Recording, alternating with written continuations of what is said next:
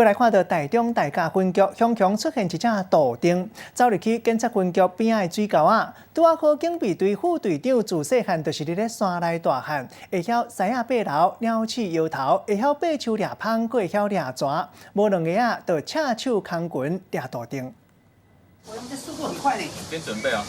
唔知什么物件用真紧的速度为水沟底扫过，副队长甲另外一个警察做伙来掠，挂手落啊、夹棍啊，尾啊，佫甲水沟刮掀开，才总算看到伊。我撞他头，这一头，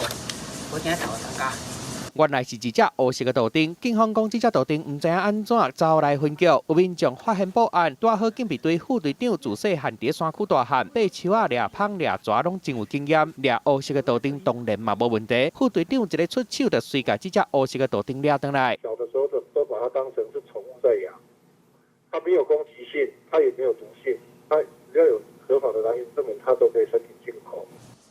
农业处讲，这是外来种的乌笛巨蜥，上长会当生到2公尺，体重20公斤，是食肉的动物。尾啊，经过调查，总算找到这只黑色杜丁的主人。原来伊是趁主人无注意的时阵偷走出来的，即马风掠到，敢若会当乖乖啊回去，人啊来记者综合报道。